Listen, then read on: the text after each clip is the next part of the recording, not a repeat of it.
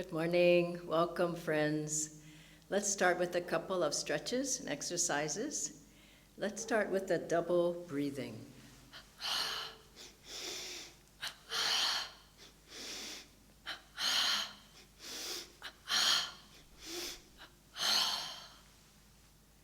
Now I'd like to do another exercise, one of the stretches for the spine. I'll show you once and then you can join me. This is a great exercise to wake up the spine, wake up the brain, to wake up the whole body. So I hope you can see me. I'm going to bend down and relax. Then I'm going to stretch up and inhale and stretch my spine up. The deep breath, bend back and exhale and relax the whole body back down. Inhale, please join me. Stretching up and back. And then relaxing, exhaling through the mouth forward. Once more, inhaling. Stretch up, bend back, and come back with your arms to the sides. Close your eyes and feel your energy pulsating up to the brain, through the spine.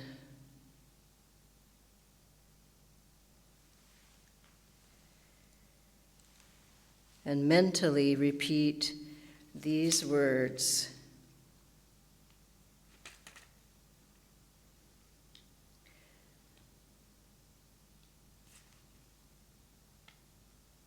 Father, thou art in me, I am well. Father, thou art in me, I am well. Father, thou art in me, I am well. Father, thou art in me, I am well. Now let's start with a prayer.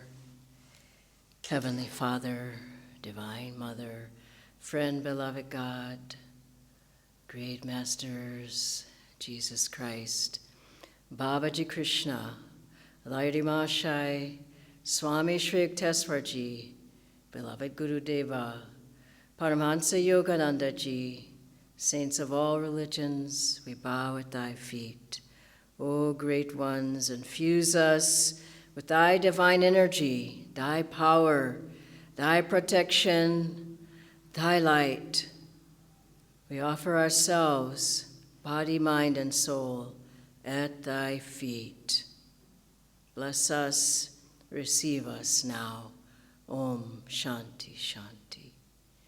Let's do a chant together and a brief meditation.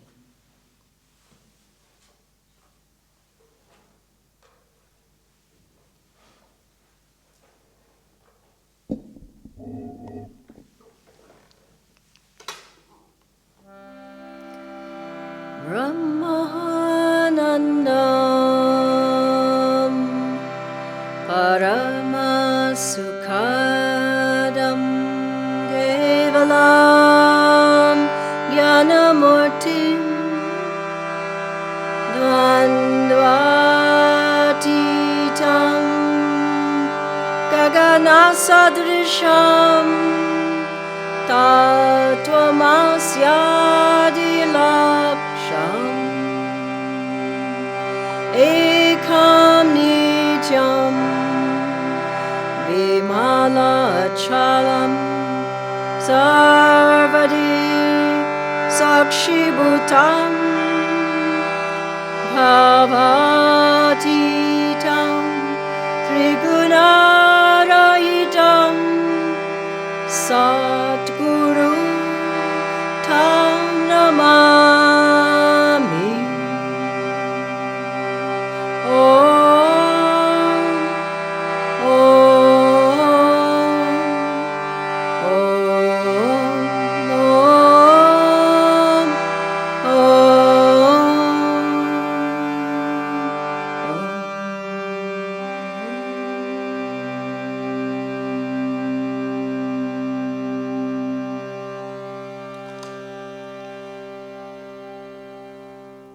Let's meditate briefly now. Feel yourself in the midst of the divine presence, divine light within you, with all around you. Feel the masters blessing you deeply now as you open yourself to them, to their grace.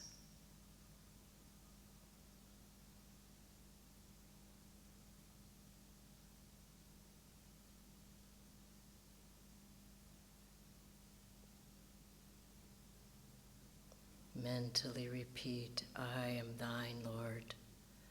I am thine, Master. Be thou mine.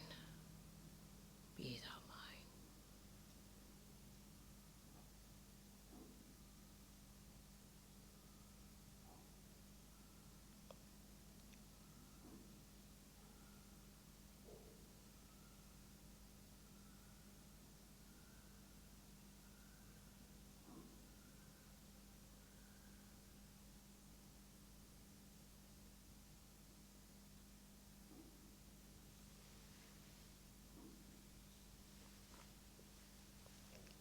Om Shanti, Shanti, Shanti.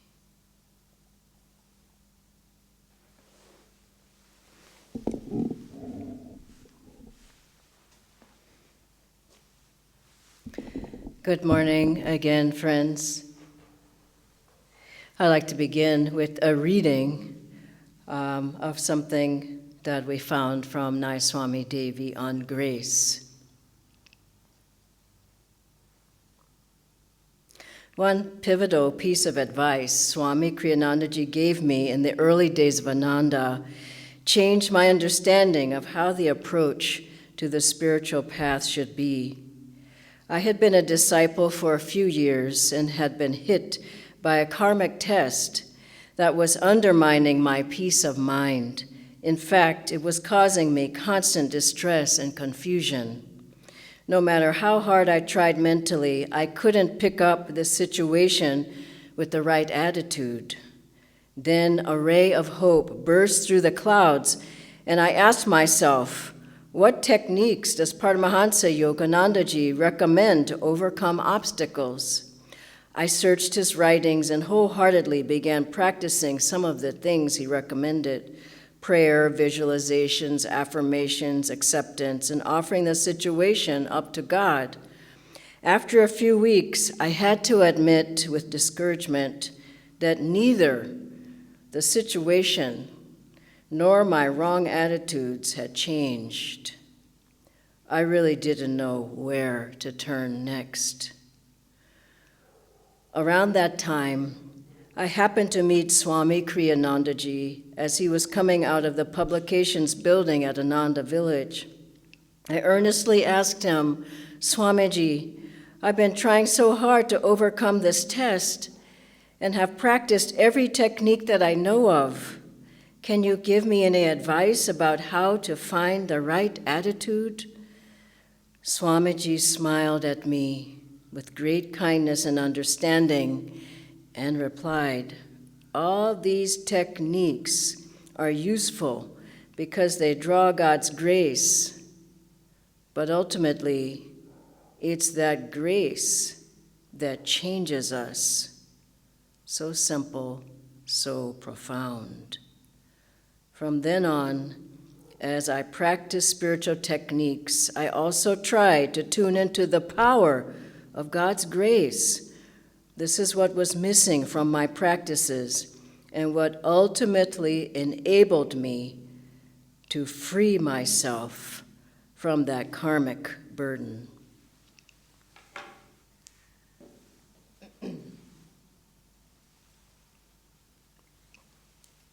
This is a beautiful reading and very important to keep in mind.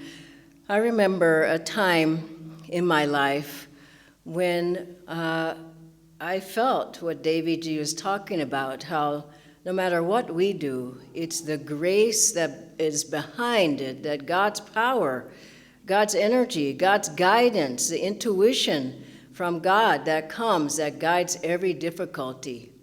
At a certain point in the early 90s, 1990 in fact, Swamiji asked me, and he had 3 words for this assignment. He said, Tiana, I want you to go to Africa. And I thought, why? And I said, Swamiji, I don't really want to go. He says, no, you go to Africa. And there wasn't, with Master's teachings, he was saying, there wasn't any guidance, there wasn't really even any way to go. Who do you see in Africa? What African country do you go to? I mean, just go to Africa. Africa's a big continent. But he was saying, rely on yourself. I went with one other person, and within 3 months, there we were in Africa. Now, here's the thing. We went to 3 different countries in Africa, 3 whole months. Now, that was the time you might have figured this out. There was no internet. There was no tweeting. There was no WhatsApp. There was no Facebook. There was no Instagram. Honestly, there wasn't even a phone where we were. I stayed in an African village in the jungle. No running water. I don't believe there was electricity. As I said, there was not even a phone. We got 1 letter from a person from Ananda in all those 3 months. And I remember telling people, they're asking about a phone, and they said, no, we use a talking drum. And that was about it for communication. And that trip I was completely in Divine Mother's hands. There was nowhere else to go. I remember one particular time, I was so desperate. I finally found a phone in one of the bigger cities as we were traveling a bit more in Nigeria. I found a phone in a hotel. And I called Swamiji's phone number, and I was just so desperate to talk to anybody from Ananda. And the phone rang, on his end, rang and rang and rang, and this cost a lot of money to even attempt to call him. The phone just kept ringing, then finally he picked up, and I could hear Swamiji's voice. And I said, Swamiji, Swamiji, Swamiji. Then the phone went click, and that was the conversation with Swamiji. And that whole time, in the midst of being in those different African countries, one being South Africa, where apartheid had just ended. Now just think of the adventures of those 3 months. Think of the different decisions, the tests, the problems, the difficulties. Now, how do we get through that? That is something that we all have to figure out. And after you meditate, this is when I learned how to use inner guidance, how to use intuition, how to tune in. It's the time after you meditate. Master said that's when your intuition is born. That's when God talks to you, or rather, that's when you can hear his voice. This is when, as we listen, after the techniques, we sit in the silence and we listen to the voice of God. We listen to our intuition. We lift up our consciousness to a level of super consciousness. The conscious level is problem-oriented. The super conscious level is solution-oriented. And so after we meditate, today we're talking about after meditation, how to draw on grace. After we meditate, we put ourselves in attunement, in alignment with super consciousness, and answers come, inspirations, insights, guidance. This is what the great musicians, Western musicians, and I'm sure Eastern as well, they tuned in to that higher guidance. There's a book called Talks with Great Composers by Abel, A-B-E-L-L. And he speaks of how Mozart, Brahms, the different ones, they went into a trance-like state. They heard the music and they wrote it out, or they saw the notes, and a meditative state really is what it was. And they were able to use that sound and the vision to produce beautiful music. And I remember Swamiji wrote, he said, melodies are everywhere. I just tune into them. One day he wrote over 20 melodies in one day. And the great scientists, I think of Luther Burbank and all the experiments he did with plants and flowers and all the different different things that he developed from there. And George Washington Carver, he would go out early in the morning. His intuition was keen then. After, he was very spiritual. And he would go to the different plants and flowers and say, tell me your secrets. Tell me what to do with, how can I make things out of you? And he made 300 different things with just the one thing, the peanut. Now this is from his intuition. And so what do? First thing, after you meditate, don't just go to your phone right away and who's written me over the night, what emails do I have? Don't go to your computer right away. Spend some time in silence. Now, I know that's difficult for some people, but I remember at Ananda Village when I first went there, they had breakfast in silence. It still happens, this is 50 years into this.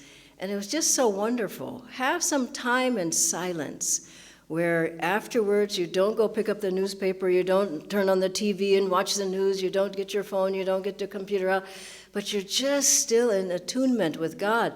You may read some spiritual book, some paragraph from something for your day.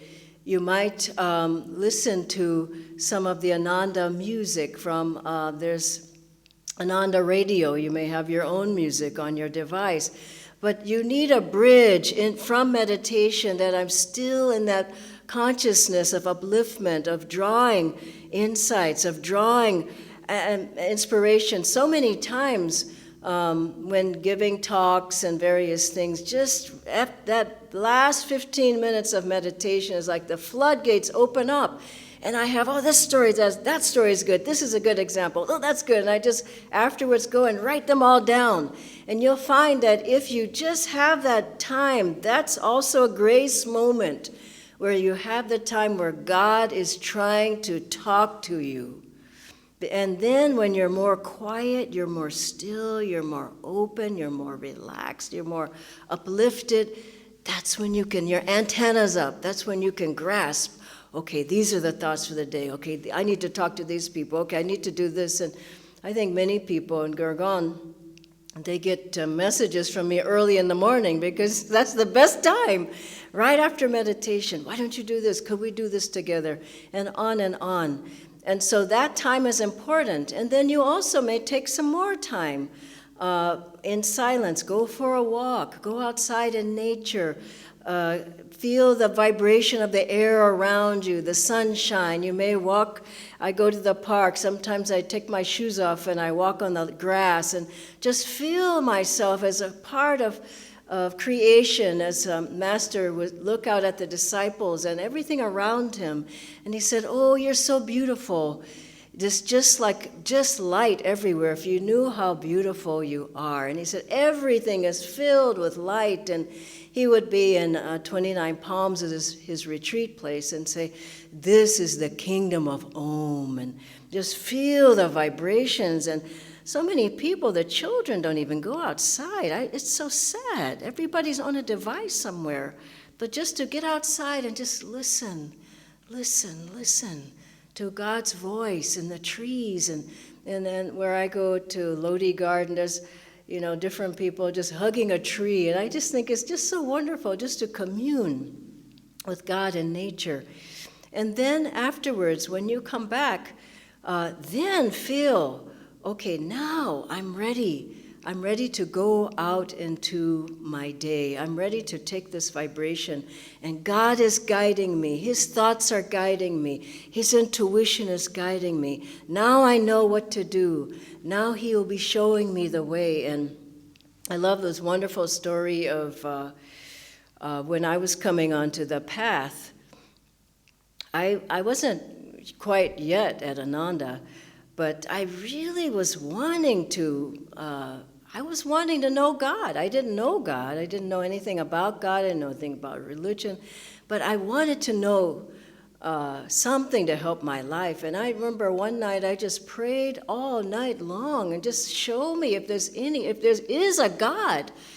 And the very next day, now I wasn't meditating then, but I was praying, and I was praying deeply, and I was looking for an answer. That's the thing, you have to be looking. You can't just say, okay, nobody hears me, nobody talks to me. Master said God hears all prayers, but restless ones he can't hear at all. So you just have to be looking, and I was seeking. And the very next day, I went into a store, and I saw this little book, maybe as big as this book. And it was at the checkout counter at the store, and I saw that book, and it said meditation. Now, I lived in a rough area of Los Angeles. Let me tell you, nobody was meditating. This was in the 70s, and nobody knew about it. Nobody knew about karma, yoga, India, nothing. And I went in that store, and I saw that book, and I know it was the voice of God saying, buy it. I just looked, meditation. I know something about meditation, but I didn't know anything about meditation. So I get that book, and I'm just at my lunchtime at work, and I go, and I'm sitting on a bench outside reading that book, and I see, oh God, look how they're sitting, straight they're sitting. Oh, these people are meditating. And then, lo and behold, what happens? I look down from me at another bench at the park, and there's somebody sitting there, and just sitting, the closed eyes, and the spine was straight, their head wasn't bobbing up and down. I knew they weren't asleep, and I just went, oh my God, that guy's meditating. I had never even seen anybody meditating. And I looked at the book, I looked at the fellow, and I said, that guy's doing what this guy's doing. And I rush over, and I said, hey, what are you doing? And I'll never forget, the fellow's eyes was just so peaceful. I just loved that face. And he opens his eyes and says, I was meditating. And I said, I'm just reading this. Honestly, that was the first answered prayer in my life. I thought, this is amazing. I said, I got to learn this. Within 1 week, that's His grace, the divine grace. On 1 week, I learned, not master's techniques, but I learned TM. And soon after that, this man and his mother, they were teaching meditation. They give me, what? Autobiography of a Yogi. And then I just took off from there. And I remember the thought of, where's my family? I was going to another organization, and I just felt, but this isn't my family. I mean, I said, where's my family? I had a spiritual family somewhere, and I prayed for that family. Where's my family? And then someone said, Ananda. It was in my head, go to Ananda. And this is all divine grace from deep prayer, deep meditation. And I remember Swamiji, when he said he was looking at Autobiography of a Yogi for the first time in that store in Uptown, New York, and he put the book back down and said, it's a Luther Burbank, an American saint. There's no American saints. Well, there are a lot of American saints, actually, but maybe there weren't many then. But Master went, and he made lots of saints. So he puts the book down, and then he tries to leave. And then he said it was a day or so after.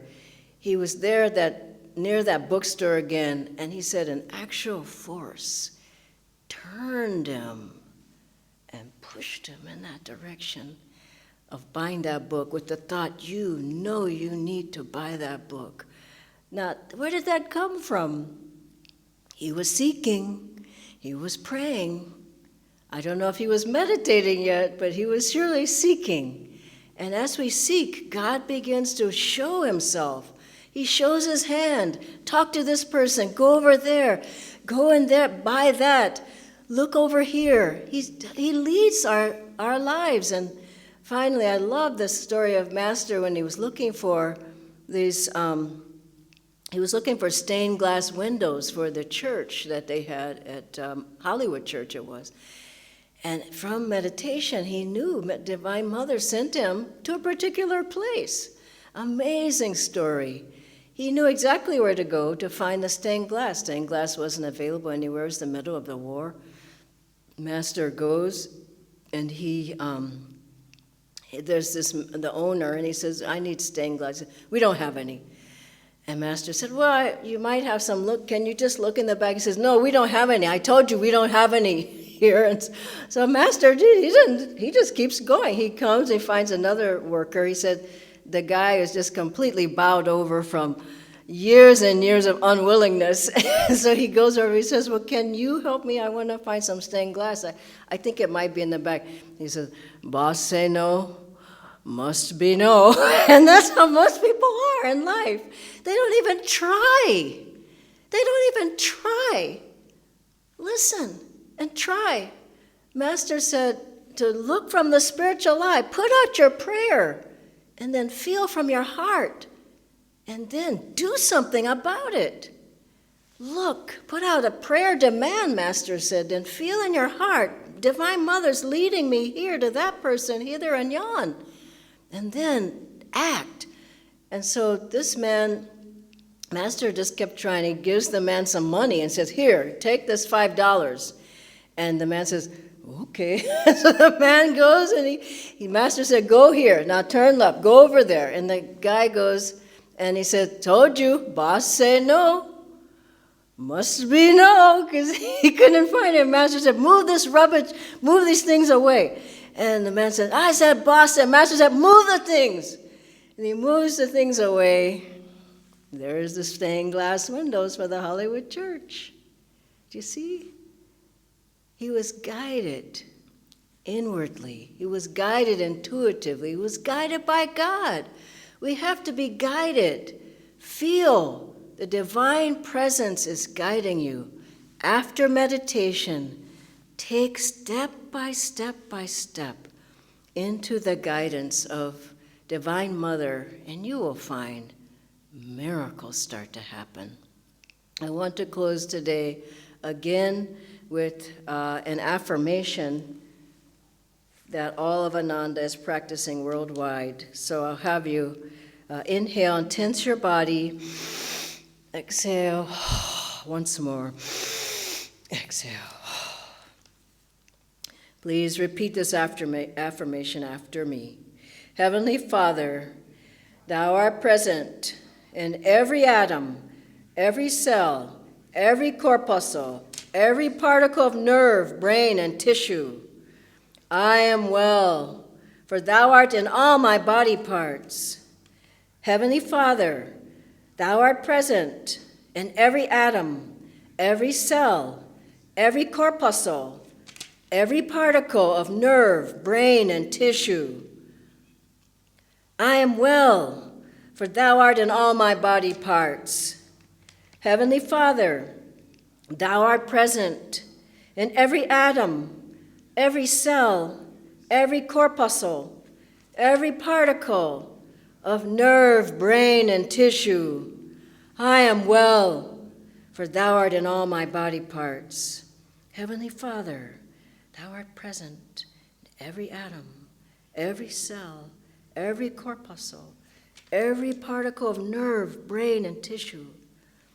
I am well, for Thou art in all my body parts. Now, silently, Heavenly Father, Thou art present in every atom, every cell, every corpuscle, every particle of nerve, brain, and tissue. I am well, for Thou art in all my body parts. Feel yourself surrounded in light. Let's practice Om Tat Sat again. Om Tat Sat. Om Tat Sat. Feel God's energy and light are all around you. Om Tat Sat.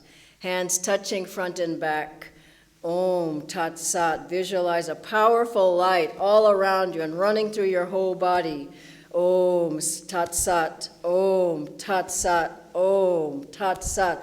Om Tat Sat. Let's rub the hands. Send out the light, protecting your family, friends, loved ones, your area where you live, all around India, and everywhere in the world as we chant Om. Om.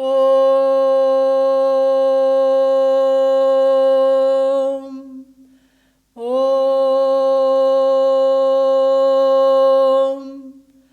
Om.